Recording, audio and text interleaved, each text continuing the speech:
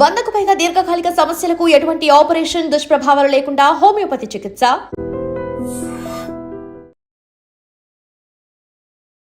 నమస్తే, welcome to iDream inside politics with కవిత.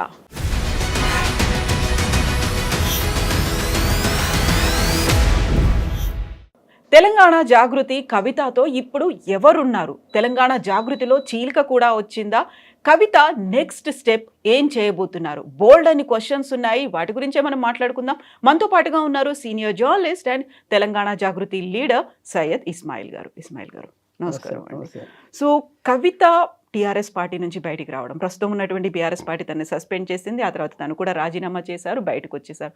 వచ్చేసిన తర్వాత ఇమ్మీడియట్గా ఒక ప్రెస్ మీట్, మేము కవితతో లేము, తెలంగాణ జాగృతికి మాకు ఏం సంబంధం లేదు అనేటువంటిది ఒక ప్రెస్ మీట్లో కొంతమంది లీడర్స్ మాట్లాడారు. తెలంగాణ జాగృతిలో ఇమ్మీడియట్గా చీలిక వచ్చింది అనేది ఒక వార్తతో పాటుగా జాగృతిలో ఉన్నటువంటి లీడర్లందరూ వచ్చి బీఆర్ఎస్ పార్టీలో జాయిన్ అవుతున్నారు అనేది. నిజంగా తెలంగాణ జాగృతిలో ఇప్పుడు అసలు లీడర్లు ఉన్నారా? కేవలం కవిత ఒంటరి పోరాటం చేస్తున్నారా? ముందుగా తెలంగాణ జాగృతి కవితక్క నేతృత్వంలో బలమైనటువంటి నాయకత్వం, బలమైనటువంటి పునాది, బలమైనటువంటి నిర్మాణం తెలంగాణలో మాత్రమే కాదు, చాలా చోట్ల కూడా ఇంకా ఇతర ప్రాంతాల్లో కూడా ఉంది. తెలంగాణలో వేణులకు పోయింది. మిగతా రాజకీయ పార్టీలకు ధీటుగా నిర్మాణం తెలంగాణ జాగృతికి ఉంది. తర్వాత తెలంగాణ జాగృతిలో కవితక్కతో ఎవరున్నారు అని మీరు అడిగిన ప్రశ్నకు, తెలంగాణ ప్రాంతంలో గ్రామస్థాయి నుంచి తెలంగాణ ఉద్యమంలో, తర్వాత జాగృతి ఉద్యమం మొదలుపెట్టిన తొలినాల నుంచి ఉన్నటువంటి మెజారిటీ కార్యకర్తలు, నాయకులు ఉన్నారు. వీళ్ళు చైతన్యపరిచినటువంటి ప్రజలు కూడా ఉన్నారు. తర్వాత కవితక్కను అభిమానించేటటువంటి మహిళా లోకం పెద్ద ఎత్తున ఉన్నది. వీటన్నిటికీ తోడు రాజకీయంగా ఒక శక్తివంతంగా ఎదిగినటువంటి ఈ తెలంగాణ ఉద్యమ సమయంలో తెలంగాణ రాష్ట్ర సమితి ఎట్లా అయితే బలంగా నాయకత్వాన్ని పెంపొందించుకుంటూ వచ్చిందో, తెలంగాణ జాగృతి కూడా అట్లా పెంపొందించుకుంటూ వచ్చింది. ఆ జాగృతి నాయకత్వం బలంగానే ఉంది. జాగృతి ద్వారా రాజకీయాల్లోకి వచ్చిన రాజకీయ శక్తులుగా మారినటువంటి వాళ్ళు అన్ని చోట్ల చాలా బలంగా ఉన్నారు. వాళ్ళంతా కవితక్క వెంటే ఉన్నారు, కవితక్క వెంట నడుస్తారు. ఇంకా కొంతమంది ఇప్పుడు మాట్లాడుతున్నారు, ఎవరున్నారు అక్కడ, ఎవరు లేరని మాట్లాడుతున్న వాళ్ళకు నాకు తెలిసి కొంత సమయంలో ఖచ్చితంగా వాళ్ళకి శక్తివంతమైనటువంటి సమూహము ఈ పూర్తిగా కనపడే అవకాశం ఉంటుంది. నేను చెప్పడం కంటే చూడడం మంచిది అనేది తినే ముందు రుచులు ఎందుకు అన్నట్టుగా నేను చెప్పదలుచుకున్నాను. రెండవది, అత్యంత బాధాకరం, విషాదకరమైన విషయం ఏమిటంటే, జాగృతిలో చీలిక వచ్చిందని పచ్చి బూటకాలు, పచ్చి అబద్ధాలు మాట్లాడుతున్న వాళ్ళకి, పచ్చి అబద్ధాలు ప్రచారం చేస్తున్న వాళ్ళకి నేను సూటిగా ఒక విషయం చెప్పదలుచుకున్నాను. జాగృతి సంస్థ సంబంధించిన కార్యకలాపాల్లో ఉండి, జాగృతి సంస్థ ద్వారా, జాగృతి సమూహం ద్వారా, వ్యక్తిగతంగా కవితక్క ద్వారా లబ్ధి పొందినటువంటి కొంతమంది, నేను నా స్థాయి కూడా కాదు, వాళ్ళ పేర్లు ఎత్తేటటువంటిది నా స్థాయికి తగరు, వాళ్ళు ఆ పేర్లు నేను ఎత్తను. వాళ్ళు ఏ రకమైన లబ్ధి పొందారనేది కార్యకర్తలకు, నాయకులకు, కవితక్క మనసుకు, మరీ ముఖ్యంగా మాట్లాడిన వాళ్ళ కుటుంబ సభ్యులకు, వాళ్ళ పుట్టిన పిల్లలకు కూడా తెలుసు. వాళ్ళని అడిగితే చెప్తారు వాళ్ళు ఏ రకమైన లబ్ధి పొందారు, ఏ రకమైన సంతోషాలు పొందారు కవితక్క దగ్గర.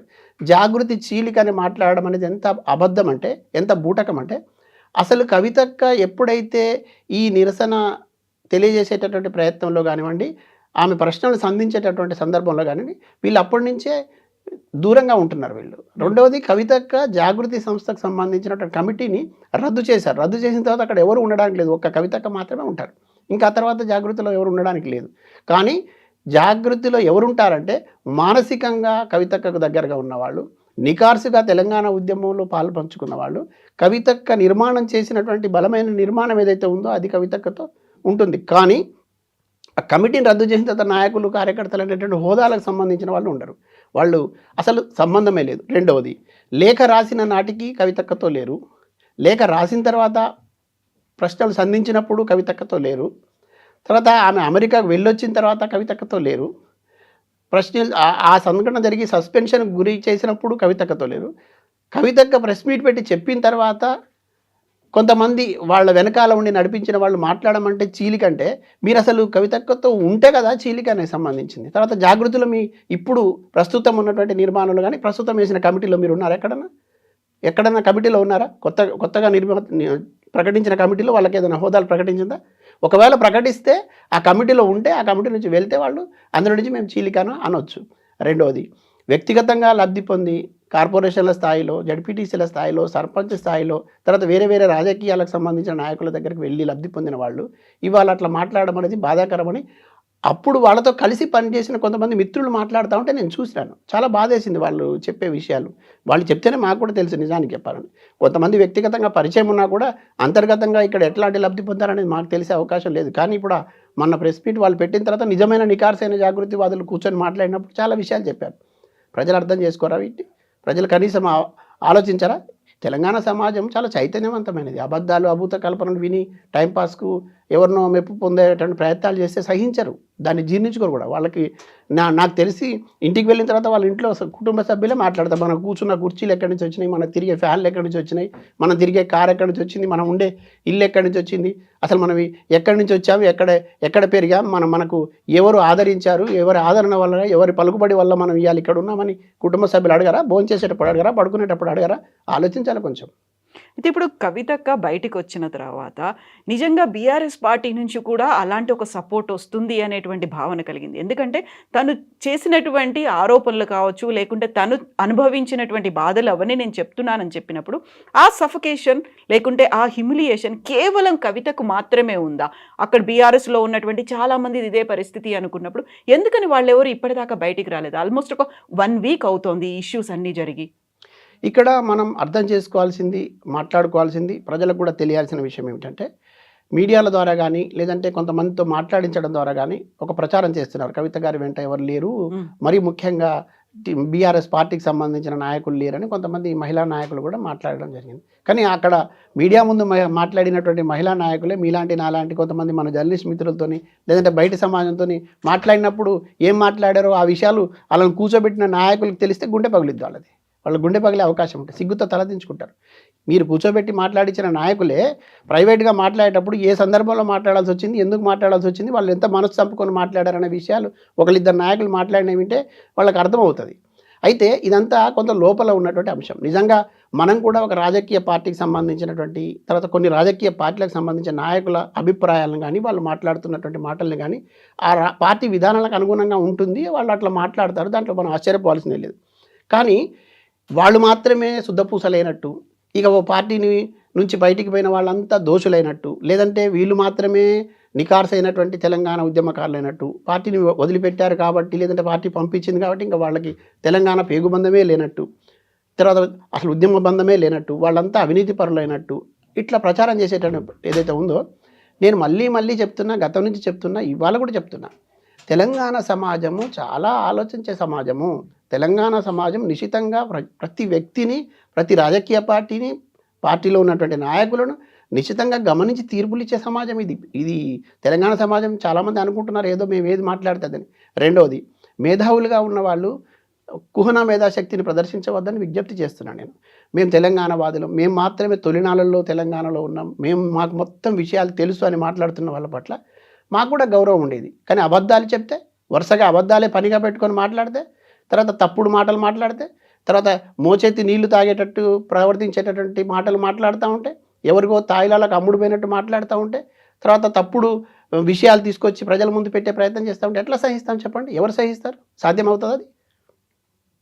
ఇది ఎంత దుర్మార్గం చెప్పండి. ఇట్లా వరుస పెట్టి మాట్లాడుకుంటే మీరు మేధావులు కావచ్చు, మీరు నిజంగానే తెలంగాణ ఉద్యమంలో మొదటి నుంచి ఉండవచ్చు, మీరు ఒక్కరే లేరు అనే విషయాన్ని కూడా గుర్తించాలి. చాలామంది ప్రాణాలు అర్పించినారు, 1200 మంది ప్రాణాలు అర్పించిన వాళ్ళకంటే గొప్ప వాళ్ళేం కాదు. ఆ ప్రాణాలు అర్పించిన వాళ్ళ కుటుంబంలో ఉండి ఇవాటికి కూడా నిరాదరణకు గురై కనీసం ఉండడానికి ఇల్లు లేకుండా తిండి లేకుండా గడుపుతున్న తల్లిదండ్రుల కంటే గొప్ప వాళ్ళు మీ త్యాగాలు కాదు. తర్వాత ఇక్కడ ఉన్నటువంటి దగాపడ్డ తెలంగాణ వాదులు అనేక మంది జీవితాలు కోల్పోయిన వాళ్ళకంటే గొప్ప వాళ్ళు మీరేం కాదు. మీరు వ్యాపారాలు చేసుకుంటున్నారు, మీరు ఆర్థికంగా లబ్ధి పొందుతూనే ఉన్నారు, మళ్ళీ టీవీల ముందు కూర్చొని శుద్ధపూస మాటలు మాట్లాడుతున్నారు.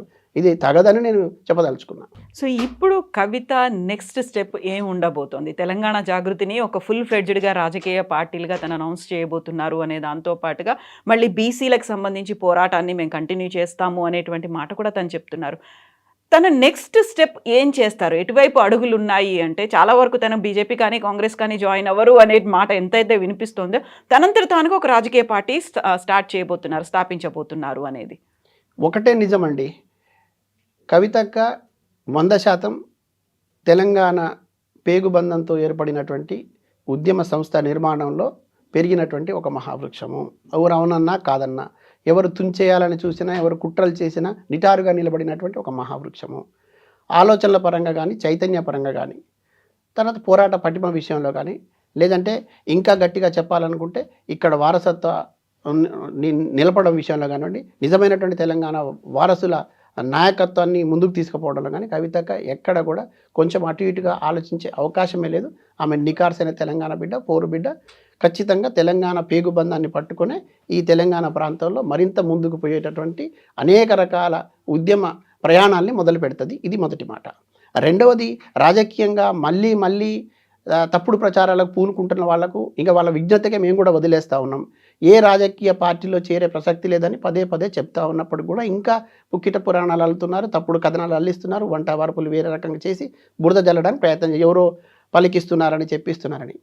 ఇది నేను సూటిగా ఒక మాట అడగదలుచుకున్నా. ఇన్నేళ్ల ఉద్యమ ప్రస్థానంలో ఎవరు మాట్లాడిస్తే కవితక్క మాట్లాడిందండి? ఎవరు చెప్తే ఇన్ని ఉద్యమాలు చేసింది? నేను ఇక్కడ ఒక మాట చాలా క్లియర్గా చెప్పదలుచుకున్నా.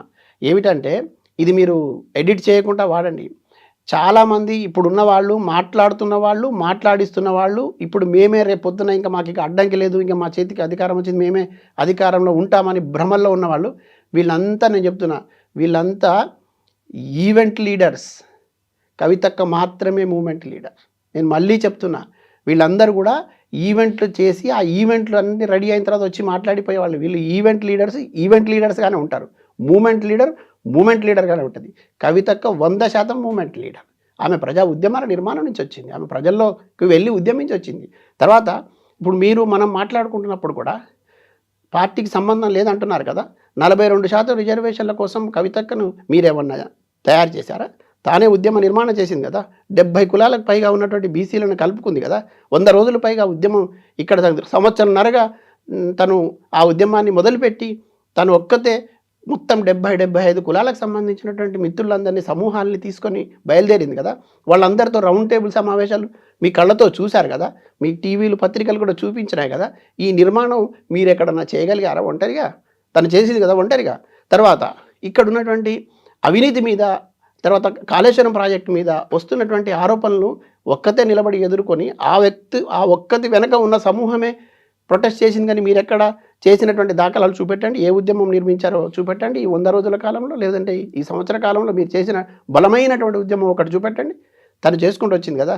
తను మూమెంట్ లీడర్ అని ఎందుకు అంటున్నానంటే, ఇక్కడ రిజర్వేషన్ల అంశంతో పాటు కానుకుర్తిలో ఊరంతా ఖాళీ చేయించి మహిళా రైతుల్ని అర్ధరాత్రి వెళ్ళి పోలీసులు ఇబ్బంది పెడతా ఉంటే, ఆ ఊరు ఖాళీ చేయిస్తూ ఉంటే, వాళ్ళు విలపిస్తూ ఉంటే, ఒక్క ఫోన్ కాల్ వస్తే ఆ ఊరికి వెళ్ళి ఆ ఊరు ప్రజలకు ధైర్యం చెప్పి నిలబడింది. అది ఇష్యూ మీకు కనపడట్లేదా? తర్వాత ఇక్కడ ఉన్నటువంటి విద్యార్థులకు సంబంధించిన అంశం వచ్చిన, వరదలకు సంబంధించినటువంటి అంశం వచ్చిన, మహిళలకు సంబంధించి మరీ ముఖ్యంగా వచ్చిన, తర్వాత ఈ రిజర్వేషన్లు కూడా మహిళా రిజర్వేషన్ పక్కా అమలు జరగాలని, రేపు మహిళా నాయకత్వం పెరగాలని తను ఉద్యమిస్తూ వచ్చింది కదా. నేను అందుకనే అంటున్నా, మళ్ళీ ఆమె మూమెంట్ లీడర్, ఈవెంట్ లీడర్లు కాదు. ఈవెంట్ లీడర్లు మాట్లాడేవి ఇట్లానే ఉంటాయి, వేరే వాళ్ళతో మాట్లాడిస్తూ ఉంటారు. అయితే ఇక్కడే మీరు చెప్పినట్టుగా బీసీలకి సంబంధించి 42% రిజర్వేషన్ అనేది బీఆర్ఎస్ పార్టీ స్టాండ్ అనేది డిఫరెంట్గా ఉంది. కవిత మాత్రం డిఫరెంట్గా ఆలోచించారు. తను ఒక్కతే అసెంబ్లీ సెషన్స్లో కూడా బాయ్కాట్ చేయాలని బీఆర్ఎస్ పార్టీ ఒక నిర్ణయం తీసుకుంటే, కవిత మాత్రమే మండలిలో ఉండి ఆ చర్చను కొనసాగించారు, పార్టీ లైన్ని అతిక్రమించారు అనేది అప్పటి నుంచే కదా ఉంది. ఎందుకని తనంతటి తాను ఒక్కతే పోరాటం చేశారు అని మీరు ఎలా చెప్తున్నారు? మీకు థ్యాంక్స్ చెప్తున్నా. ఎందుకంటే కనీసం మీరన్నా చూసింది చూసినట్టు, విన్నది విన్నట్టు చెప్పే ప్రయత్నం చేసినారు. కవితక్క మండలిలో ఉండి పోరాటం చేసింది.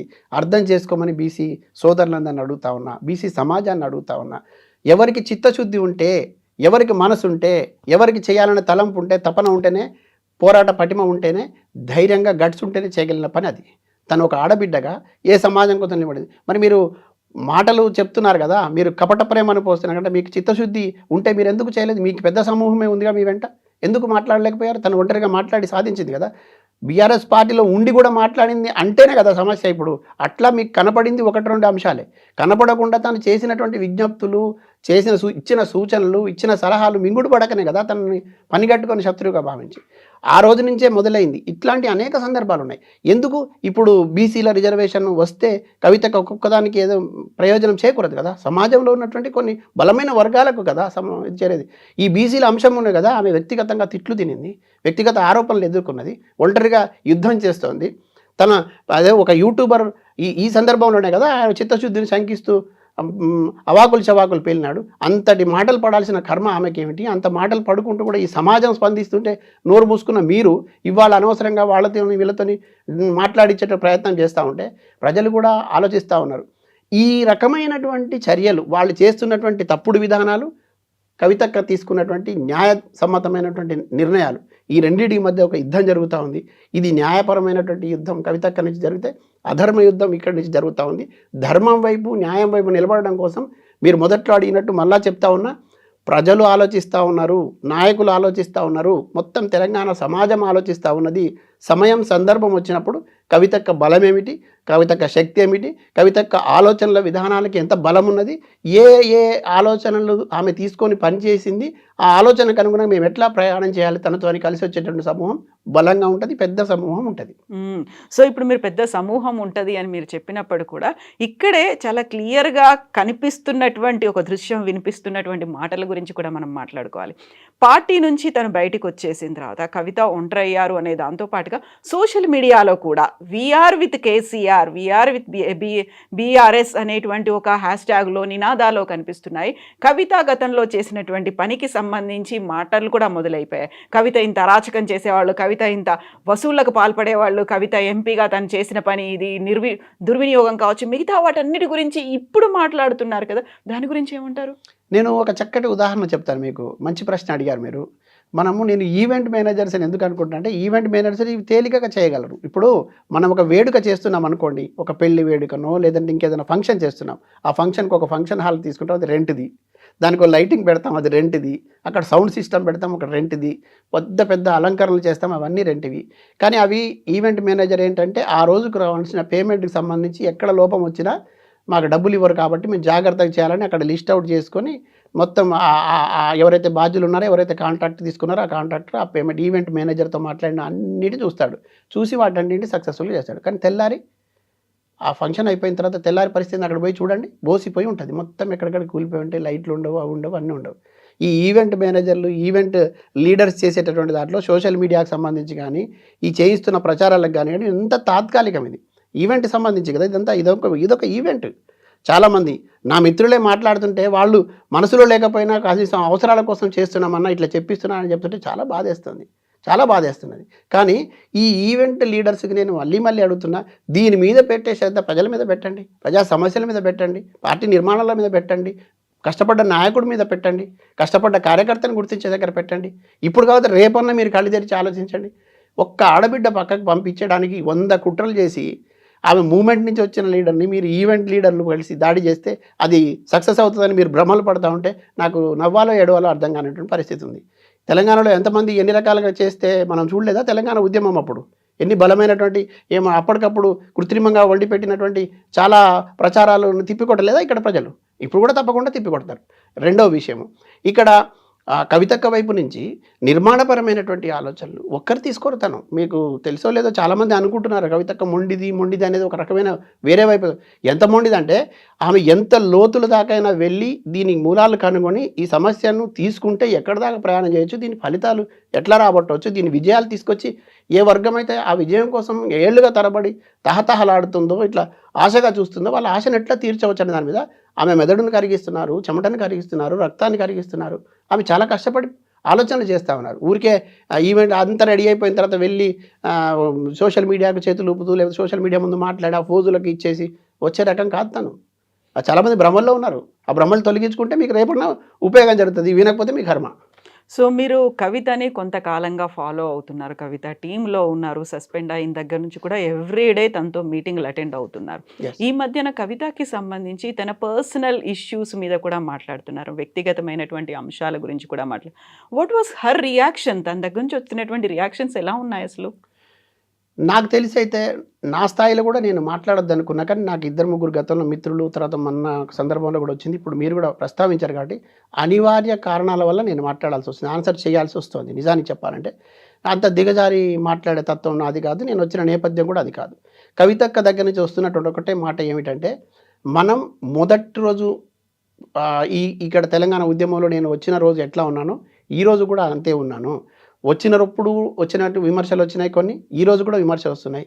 వ్యక్తిగతంగా ఇప్పుడు దాడులు మొదలయ్యి రేపు ఇంకా బలమైన దాడులు కూడా చేసే అవకాశం ఉంటుంది. కానీ మీరంతా నన్ను వ్యక్తిగతంగా నా గురించి మాట్లాడడం, నాకు సంబంధించి కాన్సన్ట్రేట్ చేయడం కంటే మీరు ప్రజల వైపు నుంచి కాన్సన్ట్రేట్ చేయండి, ప్రజల సమస్యలను గుర్తించే విషయంలో కాన్సన్ట్రేట్ చేయండి, ఎక్కడెక్కడైతే ప్రజలు నష్టపోయి ఉన్నారో నష్టపోయినటువంటి వర్గాలను ఐడెంటిఫై చేయండి, ఇష్యూ బేస్డ్గా మీరు కొట్లాడండి. ఎవరైనా వ్యక్తిగతంగా మాట్లాడితే మీరు వ్యక్తిగతంగా మాట్లాడే ప్రయత్నం కూడా చేయకండి అని మాకు హితవు చెప్పే ప్రయత్నం తనున్నారు. కానీ నేను కూడా కొద్ది గొప్ప ఇక్కడ చైతన్యం నుంచి వచ్చిన వాడిని. నేను మరీ ముఖ్యంగా తుంగతుర్తి ప్రాంత బిడ్డను. నేను మల్లు స్వరాజ్యం, భీమిరెడ్డి నరసింహారెడ్డి గారి వేలు పట్టుకొని నడిచిన వాడిని. నేను మా రోజు వీరన్న ఉపన్యాసాలు విని రక్తాన్ని ఉడికించుకున్న వాడిని. ఆ చైతన్యంతోనే ఒక గ్రామ స్థాయి నుంచి మొదలుకుంటే రాష్ట్ర స్థాయి నుంచి జాతీయ స్థాయి జర్నలిస్ట్ ఉద్యమంలో ఎదిగి వచ్చిన వాడిని. తెలంగాణ జర్నలిస్ట్ ఉద్యమంలో ముందు వరుసలో నిలబడ్డవాడిని. నేను అడుగుతా ఉన్నా, మీరు చెప్తున్నది కొంచెం మాకు బాధ కలుగుతూ ఉన్నది, తర్వాత ప్రశ్నలు వస్తూ ఉంటే మేము మాట్లాడకపోతే నిజంగానే ఇంకా ఎక్కడో ఒక దగ్గర ఎవరో మాట్లాడాలి. ఒక మేధావి మాట్లాడుతూ ఉన్నాడు, మేధావి ముసుగులో ఉన్న అతను. ఆయన ఇంజనీర్ కాదు, కానీ కట్టడాల గురించి మాట్లాడతాడు. ఆయన డాక్టర్ ఏం చేయాలి, వైద్యంలో వృత్తిలో ఆయన శిక్షణ పొందలేదు, కానీ మందులు ఇస్తూ ఉంటాడు. తర్వాత తెలంగాణ ఉద్యమం మొత్తం నేనే భుజానం వేసుకొని చేశాను. నాకు చాలా సన్నిహితుడు, చాలా దగ్గరవాడు అతను. నేను చాలా గౌరవించాను. కానీ గడిచిన నెల రోజులుగా ఆయన మాట్లాడుతున్న మాటలు విన్న తర్వాత ఇతనితోన మనం కలిసి ప్రయాణం చేసింది కొంతకాలమైన అనే హేహభావం నాకు కలుగుతూ ఉన్నది. వెరీ క్లియర్, ఎంత దూరమైనా వెళ్ళనివ్వండి. రెండవది, ఒక ఆడబిడ్డకు సంబంధించినటువంటి రాజకీయంగా ఎదుర్కోగలిగితే ఎదుర్కోండి, విధానపరమైనటువంటి విధానాలు మీ దగ్గర ఎన్ని అస్త్రాలు ఉన్నాయో తీసి సంధించండి, మాకే అభ్యంతరం లేదు. ఆమె నిజంగానే అవినీతి గురించి మాట్లాడుతుంటే మీ దగ్గర ఆధారాలు ఉంటే అవినీతి గురించి మాట్లాడండి, రాజకీయంగా ఎదుర్కోవడానికి ప్రయత్నం చేయండి. వ్యక్తిగత జీవితాలకు వెళ్తారు మీరు. వ్యక్తిగత జీవితాలకు వెళ్ళి ఏ ఇంట్లో ఎవరి వ్యక్తిగత జీవితాలకు సంబంధించిన అంశాలు ఉంటే మాట్లాడవచ్చా? ఒకవేళ తను చేసిన నేరం ఏంది, తను చేసిన తప్పేంది, దానికి తెలంగాణ సమాజానికి కానీ సమూహానికి కానీ ఇప్పుడున్న రాజకీయాలకు కానీ సంబంధం ఏమిటి? ఒక ఛానల్లో కూర్చొని ఇష్టం వచ్చినట్టు మాట్లాడి తన వ్యక్తిగత జీవితం మాట్లాడుకుంటూ తన పెళ్లి గురించి మాట్లాడతాడు. అది ఎంత దిగజారుడు మాటలు మాట్లాడుతున్నాడు అతను, ఎంత దిగజారి మాట్లాడుతున్నాడు. అది సహించవచ్చా? అసలు అట్లా మాట్లాడవచ్చా? అది అట్లా మాట్లాడించిన వాళ్ళు కానీ మాట్లాడుతున్న వాళ్ళు కానీ ఒకసారి ఆత్మవిమర్శ చేసుకోవాలి. ఇది ఎంత కుసంస్కారం అనిపిస్తుంది, అది ఎంత కుంచిత బుద్ధితో, ఎంత కక్ష సాధింపు, ఎంత మనసులో విషం పెట్టుకొని మాట్లాడుతున్నట్టు లేదా? ఇది తెలంగాణ సమాజానికి అవసరమా? తర్వాత ఆ ఛానల్లో కూడా ఒక ఛానల్లో మాట్లాడుతున్నప్పుడు ఒక ఫోటో వేస్తారు. వాళ్ళ పిల్లలు పెళ్ళిళ్ళకి వచ్చారు, వీళ్ళ పిల్లలు పెళ్ళిళ్ళకి వచ్చారండి. అసలు ఎప్పుడో జరిగిపోయినటువంటి ఒక ఘటన. రెండోది, దానికి సంబంధించి వ్యక్తిగతమైనటువంటి అంశాలు అవి. అట్లా మాట్లాడవచ్చా? ఒకవేళ మాట్లాడితే ఏం నువ్వు చూసావా అక్కడ కూర్చొని? నీకు అప్పుడు ఏమైనా సంబంధం ఉందా? నీకు ఎవరు చెప్తే చేయిస్తున్నామని తెలియట్లేదా? ఇట్లా మాట్లాడితే కనుక నేను కూడా చెప్తున్నా, మా రోజు వీరన్న మరణం వెనక ఎవరున్నారనే వార్తలు చాలా వచ్చినాయి. మేము చాలా వాటిని చూసి ఉన్నాము, అవసరమైతే రిపోర్ట్ కూడా చేసి ఉన్నాం. మరి మాట్లాడాలా? వాటిని తీయాలా? మా రోజు వీరన్న లాంటి ఒక మహోన్నత వ్యక్తి మరణం వెనుక ఉన్న కుట్రల్లో ఎవరున్నారనే విషయాలు తెలుస్తూ ఉన్నాయి. ఆ విషయాలు మాట్లాడితే తలకాయ ఎక్కడ పెట్టుకుంటారు? రెండవది, నేనైతే చాలా స్పష్టంగా చెప్పదలుచుకున్నా, కవితక్క వ్యక్తిగత విషయాలు మాట్లాడినా, లేదు కవితక్కను కించపరచడానికి ఇంకా మీరు ఎమోషనల్ బ్లాక్మెయిలింగ్ విషయాలు మాట్లాడినా, నేను ఊరుకుంటే ఊరుకోవచ్చు, కవితక్క ఊరుకుంటే ఊరుకోవచ్చు, కానీ సమాజం ఊరుకోదు. అది ఒళ్ళు దగ్గర పెట్టుకొని మాట్లాడారు ఒకటి. రెండవది, అసలు వ్యక్తిగత విషయాల దాకా వెళ్ళి ఎమోషనల్ బ్లాక్ చాలా విషయాలు చెప్పాడు. ఒకటి ఏమంటే బండకేసి కొడతారట. ఎవడువా నువ్వు? ఆఫ్టర్ ఆల్ వందల మంది తెలంగాణ ఉద్యమకారులు నువ్వు ఒకడివి, ఏమి నేను కదా ఉద్యమకారుని? రెండవది, జయశంకర్ సార్ని నేనే తీసుకొచ్చి పరిచయం చేశానని ఒకసారి మీ ఛానల్లో చెప్తారు. జయశంకర్ సార్ అమెరికాలో ఉండి ఫోన్ చేస్తే నన్ను వెళ్ళవయా కలవమన్నారని ఒకసారి చెప్తారు. తర్వాత నేను వెళ్ళి కలిశాను, నేను చెప్పిన తర్వాత ఆమె వినే అవకాశం. ఎవరు నువ్వెవరు? నీకేం సంబంధం? పార్టీకి సంబంధం నువ్వే అంటావు. మొన్నటిదాకా ఆ పార్టీకి సంబంధించి కేసీఆర్ని తిట్టినావు, హరీష్ రావుని తిట్టినావు, కేటీఆర్ని తిట్టినావు, మళ్ళీ ఇప్పుడు కవితక్క వెంటపడ్డావు. ఎందుకు? నీ ఉద్దేశం ఏంటనేది అర్థం కావట్లేదా? అర్థం కాదా ప్రజలకి? నేనైతే చెప్తా ఉన్నా, ఒక ఉద్యమకారుడిగా, తర్వాత కొద్దో గొప్ప సోయున్నవాడిగా నేను చాలా విజ్ఞతతో మాట్లాడే ప్రయత్నం చేస్తూ ఉన్నా. ఇది మంచిది కాదు. ఇటువంటి మాటలు మాట్లాడితే సమాజం నుంచి వచ్చేటటువంటి వ్యతిరేకతను అది ఏ రకమైన పద్ధతిలో వచ్చినా ఎదుర్కోవాల్సి ఉంటుంది. దాంట్లో ఎవరు మినహాయింపు కాదు, నేనైనా మీరైనా. సో ఇప్పుడు కవితకి సంబంధించి రాజకీయ పార్టీకి సంబంధించిన ఒక ప్రకటన అనేది 2 రోజుల పాటు నేను కొంచెం రెస్ట్ తీసుకుంటాను, ఆ తర్వాత ఒక ప్రకటన అనేది ఉంటుంది. అది కూడా కార్యకర్తలతో, నాయకులతో చర్చించిన తర్వాతే అనేది. ఈ చర్చలు ఎంతకాలం ఉంటాయి? ప్రకటన ఎప్పుడొస్తుందంటారు? ఇప్పుడు రాజకీయ పార్టీకి సంబంధించి కానీ, రాజకీయ పరమైనటువంటి నిర్ణయాలకు సంబంధించి కానీ ఇప్పుడైతే చర్చ లేదండి. ఒక చర్చ ఉంది, ప్రజల సమస్యల మీద చర్చ ఉంది. ప్రజలలో కూడా ఏ మెజారిటీ వర్గం ఎదుర్కొంటున్నటువంటి సమస్యల మీద చర్చ ఉన్నది. తర్వాత ఈ 42% రిజర్వేషన్లకు సంబంధించిన అంశం కానీ, మహిళా రిజర్వేషన్లకు సంబంధించి కానీ, రేపు రానున్న స్థానిక సంస్థల్లో మా వాటా తేల్చండి అని కోరుకునేటటువంటి మెజారిటీ వర్గాల సమస్య పట్టుకొని ఉన్నాం. దాని మీద చర్చ ఉంది. దీనితో పాటు మీరు మరీ అడుగుతున్నటువంటి ప్రశ్నకు నేను మళ్ళీ చాలా క్లారిటీగా చెప్తున్నా. ఈ తెలంగాణ ఉద్యమ సమయంలో ఈ ఆకాంక్ష, బలమైనటువంటి ఆకాంక్ష ఉన్నప్పటికీ కూడా ఆ ఆకాంక్ష వెలిబుచ్చడానికి ఒక వేదిక లేదు. ఈ సందర్భం లోపల ఆ వేదికలు ఏర్పాటు చేస్తున్న వాళ్ళు నాట్ ఓన్లీ టీఆర్ఎస్ మాత్రమే కాదండి, అంతకుముందు కూడా చాలా వేదికలు ఉన్నాయి. తెలంగాణ జనసభ ఉంది, తర్వాత వరంగల్లో పెట్టినటువంటి అందర మహాసభ ఉంది, తర్వాత తెలంగాణ విమోచన సమితి ఉంది, తెలంగాణకు సంబంధించిన మన బెల్లి లలిత దగ్గర మొదలైనటువంటి ఉద్యమం ఉంది, గద్దరన్న మొదలుపెట్టిన ఉద్యమం ఉంది, కేశవరావు జాదవ్ మొదలుపెట్టిన ఉద్యమం ఉంది, తర్వాత మన కొండా లక్ష్మణ్ బాపూజీ గారు మాట్లాడింది, ఇంకా సత్యనారాయణ గారిని ఒక ఎమ్మెల్యే మంత్రి పదవికి రాజీనామా చేసినటువంటి వీళ్ళందరూ కూడా ప్రజల మధ్యలోకి వెళ్ళి ఒక కరపత్రం రూపంలోనో, ఒక రౌండ్ టేబుల్ సమావేశం లాగానో, లేకపోతే ఒక ఊళ్ళో ఒక చావడి దగ్గర కూర్చొని మాట్లాడుకోవడం, ఇట్లాంటి అభిప్రాయాలు తీసుకునే సందర్భాలు వచ్చినాయండి.